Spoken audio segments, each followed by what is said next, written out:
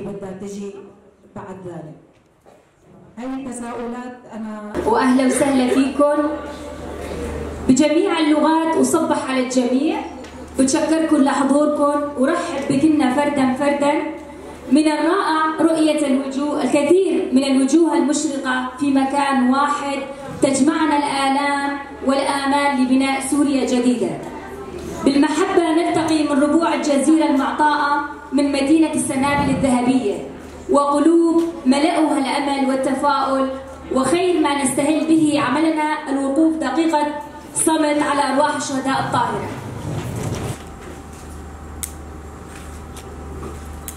شهيد مامن. عاشت المرأة سنوات عجاف في ظل النظام البائد، وبالرغم من نضالها للخلاص من الاستعمار الفرنسي والأدوار العظيمة التي لعبتها التي كان لها دور كبير في تحرير سوريا، لكنها انتقلت من الظلم إلى المظلومية في ظل نظام اشتراكي بالشكل الظاهر، وفي الحقيقة هي ديكتاتورية لم تعطي صورة حقيقية واقعية للمرأة، بل كانت صورة مزيفة بحقوق مزيفة. ومع اندلاع الثورة في سوريا عام 2011 تضاعفت معاناة المرأة مع تحول الحراك من سلمي إلى مسلح، لكن المرأة لم تقف مكتوفة الأيدي، بل صقلت الثورة شخصيتها المقاومة أكثر، وأعطتها القدرة والثقة بالنفس على مواجهة صعوبات الحياة، بل أصبحت المحرك الأساسي للثورة، وفرصت صفوفها ووحدت جهودها وقادت الثورة وأبدعت في جميع المجالات حتى تضع لنفسها واقع أفضل لكل النساء السوريات، وإيصال صوتهن للمنابر الدولية حتى أسقط النظام الاستبدادي ليفتح مرحلة جديدة تعطي أمالا للمرأة لتثبت نفسها في جميع الساحات وتحفظ حقها في الدستور السوري الجديد. وفعلا بدأت المرأة في مجلس المرأة السورية للعمل الجادي والمثمر والتحرك في جميع الساحات، فقد قام وفد دبلوماسي رفيع المستوى بزيارة لدمشق وبناء علاقات مع أحزاب ومنظمات نسوية، حيث تم افتتاح مكتب رسمي لمجلس المرأة السورية في مدينة دمشق البارحة. كذلك يعني المحاضرة هي تشاورية رح نسعى بهالمنتدى التشاور. يعني نحن بسوريا فتنا بحقبة جديدة، فضروري نحن ننظم حالنا وفق المستجدات السياسية وسواء العسكرية أو الاجتماعية، يعني كافة الظروف كيف فينا نتخطى ونتجاوز المخاطر الموجودة علينا. يعني بفترة سابقة بسوريا كانت مرحلة صعبة، بس يعني تقريبا 5 سنين نحن كلنا شفنا حالة جمود سياسي، يعني كل جغرافية نظمت حالها أو كنا يعني بما معناه كل يعني جغرافية نظمت حالها بأسلوب إداري، وما كان في اختلاط بين المكونات السورية. هلا الدور الأساسي بيقع على عاتق التنظيمات النسائية الموجودة بشمال وشرق سوريا اللي حققت منجزات لتقدر تتخطى هالجدران اللي كانت موجودة سابقا، لأنه في كثير من المجتمعات السورية لا تدرك ماهية المشروع الموجود بالمنطقة، كون كان في يعني حرب مضادة نفسية ضدنا كمنطقة كمشروع انفصالي، فما كان في هالتواصل الجدي. فنحن اليوم مقبلين على تحديات، في مخاطر، في تحديات، في مكتسبات للحفاظ على هذا المكتسبات، شو يقع على عاتقنا، كيف فينا ننظم حالنا بهالفترة ونلعب دور في قيادة المرحلة مثل ما لعبنا دور سابقا لنقدر نقود سوريا جديدة إلى ديمقراطية، مشروع مدني. لأنه بمرحلة السابقة بينما كانت المناطق اللي تحت حكم النظام السوري كانت نساء تعاني، يعني تعاني، كل من يناهض يعتقل. فتشكيل التنظيمات النسوية داخل السوري كان صعب، كان في بعض الشخصيات النسوية شخصيات مناهضة خوفا على الاعتقال سافروا برا، فما قدروا يأثروا داخل السوري. كذلك مناطق اللي تحت حكم واحتلال التركي يوميا كنا عم نشهد يعني انتهاكات جسيمة بحق المرأة، وكان في انقطاع، يعني بعض الشخصيات أو بعض العوائل اللي كانت بعفريت نحن نستصعب أنه نوثق الانتهاكات لأنه كان في مخاطر ومخاوف جدية. هلا نحن بهالفترة العصيبة على سوريا قدرنا بهالفترة ننظم حالنا. يعني سوريا اليوم ليس سوريا قبل 2011، هاي محتوم. بس هالفترة اللي نحن نظمنا حالنا كنساء شمال شرق سوريا وصرنا مصدر إلهام على مستوى عالمي، لا أقول على مستوى سوريا فقط، على مستوى الشرق الأوسط وعالمي، كمشروع يقوده النساء، مشروع ديمقراطي كحل لأزمات الشرق الأوسط. وما كان مشروع نظري كما يعتقد البعض، كان مشروع مجسد بمشاركة نسوية بأعلى المستويات. فهالتنظيم اللي نحن اشتغلنا عليه بفترة السابقة واللي تشكلت لا يقل عن 55 تنظيم نسائي بالمنطقة، وشاركت بالمجالات السياسية والعسكرية والريادية والاجتماعية وتقود صنع القرار وتمثل النساء، ووصلنا لمستويات عليا حتى نشتغل موضوع عقد اجتماعي نسوي. هالمرحلة مكتسبات الإنجازات والتنظيم والتدريبات لازم نشوف نتائج اليوم، لأنه دائما لما كنا نحضر حالنا كنا نعرف نحن مقبلين على مرحلة خوض صراع سواء سياسي سواء عسكري بجبهات جديدة. كنا متأملين، يعني سابقا كنا متأملين أنه الحل السوري يتم عن طريق حل سياسي دون حل عسكري، لكن بعد ما يعني صفقات دولية وحسابات سياسية كنا نعرف بيوم وليلة انقلبت الموازين من تاريخ 27 الشهر لليوم، انقلبت موازين وواقع سوريا كاملة. ونحن الأكثر جاهزية لهالفترة من مكونات أخرى بالداخل السوري، يعني مكونات الأخرى في عليهم مخاطر جدية وفي حالة هلع وقلق جدي. يعني أنتم شفتوا امبارح صورة في 15 قرية بحماة تم نهب وسلب وفتك بالمجتمع، لأنه تحت مسمى أنه راح يحتفلوا بعيد الميلاد وفي شجرة الميلاد بالساحة وحرقوا الشجرة. فتهديد المكونات يعني الدرزية والعلوية يعني مكونات الموجودة بالمنطقة في تهديد خطير. هلا نحن بهالفترة لازم نناقش عمق الموضوع. يعني شفنا بأسبوع وتفاجأنا هيئة التحرير الشام المدرجة بقوائم الإرهاب وجبهة النصرة سابقا، اللي كانت لها انتهاكات خطيرة بكل من العراق وسوريا، وإلا هي اللي تقود الحكم بسوريا. وهي سببت يمكن يعني نحن يعني المنطقة كردا وسوريانا وعربا عانينا من النظام السابق كثير، في لنا معتقلين، في مارس علينا سياسات إنكار، إقصاء، تهميش، اعتقال. انتفاضة 2004 نحن اللي بالمنطقة ناهضنا هالنظام سابقا وعانينا، يعني عانينا كثير. وحتى كان في حرب خاصة وحرب نفسية لضرب المكونات ببعض دائما.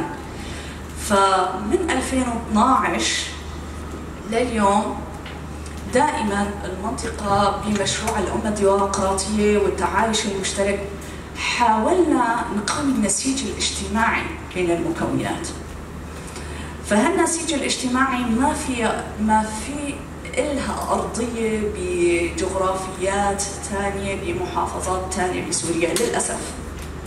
يعني تفكك النسيج الاجتماعي والثقة بين الشرائح الاجتماعية السورية فقدت مصداقيتها. فنحن بحاجة للمرحلة الانتقالية يطبق فيها العدالة الانتقالية، بس العدالة الانتقالية مو بهالشكل، لأنه الحكومة الجديدة ما عندها صلاحيات تحاسب فلان وعلان، لازم يكون في وفق أطر قانونية بضمانات دولية. لأنه مشهد السوري اللي نعيشه اليوم ما خلانا يمكن بأول يوم بإسقاط النظام كلنا انبسطنا، يعني ديكتاتور. حاولنا معه كثير بمبادرات، بطرح مبادرات كثيرة، لأنه يعني طبعا المنهجية اللي تبعت النظام ضرت بكل جغرافية النظام وأدت يعني إلى تدخلات خارجية من الخارج اللي اليوم ما عم نقدر نتخلص منها. وخاصة الدولة التركية اللي كانت لها الدور الأكبر بتعميق الأزمة السورية، وللأسف بعد إسقاط النظام لسه تلعب دور بتعميق الأزمة، لأنه كان دائما حجة الدولة التركية أنه أنا أعارض النظام وفي نظام ظالم، والحاصل نحن كلنا نعرف السيناريو اللي بعد المعارضة فيها كمان. بس الحجج التركية الواهية اللي بتصعيد الأخير يعني سبب الأزمة أكثر، وما خلانا نفرح بموضوع إسقاط النظام ولا نبشر خيرا بنظام جديد. هذه حقيقة. هلا نحن كسوريا قدام مفترق الطرق، في سيناريوهات عديدة تطرح على طاولة النقاش السورية، وهي نحن النساء للآن مستبعدين كاملة من المشهد. موضوع يعني نحن يمكن يعني لقاء تشاوري أو موضوع منتدى تشاوري تأخرنا فيه كمان كمنطقة، لأنه حقيقة نحن ما كنا نوعى بضرورة يعني عقد اجتماع نناقش فيها، بس لحد ما نحن مجتمع منظم لازم نتدارك الحرب الإعلامية والحرب النفسية، وغير هيك انشغلنا بنزوع عدد هائل لنازحي تل رفحت، نازحي عفرين، شهبة، حلب، كذلك بعض اللي كان عليهم خطر بمنبج. فكان الثقل كثير علينا. بيوم وليلة شفنا عدد الهائل، فكان ضروري نستوعب هل عدد ويتم إيواءهم، وهل هذا شغل يعني حيز من عملنا التنظيمي. يقولنا سجلي هي زي ذكرت جبوبش من يخصن دسبيكي ام صورة راست يقول به هرمي هاتي أواكرن دسكفتين جل برمب دس خصيين بكين هرين سوري جبركو حتى نها هكذا هون دشوبين دملي راب هذا اللي تقولتن إنه البدن بروجيت انفصالينا خد جدار حاسبينا لأفتشتك المسامة قد قارنكري أفسيز دصار هندري بيتا كوشينينا هل أم دبيجن أمش برشاب السوريين أم جبوا أواكرنا سوريا كديمقراطيك ننادي برنجي حتى جاي خدي بقرن يعني كم أبد هجر نابن دا مجلس سوري جنة سوري إيرول شامي تبكرن سركفتنا كه قابل كبر بيروزة وأنو بيروزكن جبوه أركي يكمين أول كوبجنة سوري بقاربكرن راستيا به هرميتشية دسكفتية به جناتشية وأب دسكفتية متني أم بيجي جبوا بالكرات سوري جبوا هم جناي المحافظات وقتها تجربتنا ما راح تكون شاملة، لأنه نحن عم نناضل كنساء بخدمة جميع النساء من كافة المكونات، لازم نساعد لنقل هاي التجربة لأنها تجربة ناجحة، وهالتجربة قدرنا نحمي حالنا فيها ونحمي مكتسبات ثورتنا، نأمن مناطقنا اللي نقدر نقعد فيها بهاي الندوة، اللي قدرنا نبني مراحل تربوية بالجامعات والمدارس، قدرنا نوصل صوتنا كنساء مضطهدات من النظام البعثي. وهاي الحكومة الانتقالية لتصريف الأعمال اللي اجت كمان صارت أبشع من النظام السابق اللي بلشت فيها بقتل وإعدام وانتهاك وعنف عن المرأة السورية.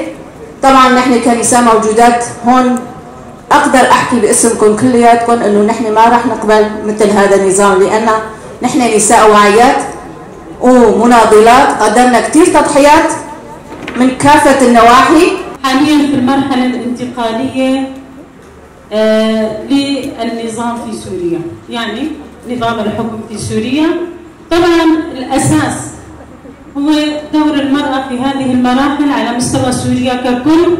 الرفيقة بالديوان ذكرت انه شو كان دورنا ومدى 13 عام من تأسيس حركات نسائية إلى ما ذلك، ولكن المهم في هذه الفترة هي مرحلة حساسة بالنسبة لنا كصوت المرأة الحر التي تنادي بسوريا حرة لا مركزية، ويجب أن يأخذ الجميع دوره في سوريا في حكم سوريا الجمهورية السورية تعددية لا مركزية، الكل يأخذ دوره، يأخذ مكانه جنسا ومذاهبا وطوائفا ومكونات، هذا الكل متفق عليه. ولكن ربط الدين بالدولة هذه أمور ولم تقبل، يعني بالنسبة للشعب السوري ككل. ربط الدين بالدولة، سوريا هي تاريخيا دولة علمانية. الدور العميق اللي ما بيحب انه نصل للحل هي التصعيد التركي ودولة الاحتلال التركي. ما عم بينشأ بيئة آمنة للحوار، هذه مسألة ضرورية للنقاش فيها، لأنه اليوم القرار السوري ليس بيد السوريين. لحتى نشتغل لازم المطالبة بإنهاء دولة الاحتلال التركي، وتركيا تسحب دورها السلبي بموضوع الحل في سوريا.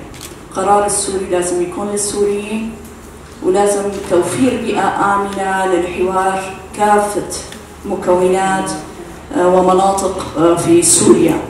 ثالثا مجلس النسائي، مجلس المرأة السورية كان في مقترحات عقد اجتماع موسع لنساء السوريات. ممكن قبل الاجتماع الموسع تعقد عدة منتديات تشاورية على مستوى المحافظات، ويتم العمل على عقد اجتماع موسع على مستوى سوريا. فهن عم بيشتغلوا خطوات بهالمرحلة، يعني في بعض الفعاليات عم بيشاركوا، في بعض الوفود عم بتروح، عم بتناقش، عم تلتقي بنساء. قبل مثل ما صار هالمنتدى على هالمستوى، ممكن يصير منتديات على مستوى حلب، على مستوى حمص، شام، طرطوس وما إلى ذلك، يتم إنشاء أرضية لاجتماع الموسع.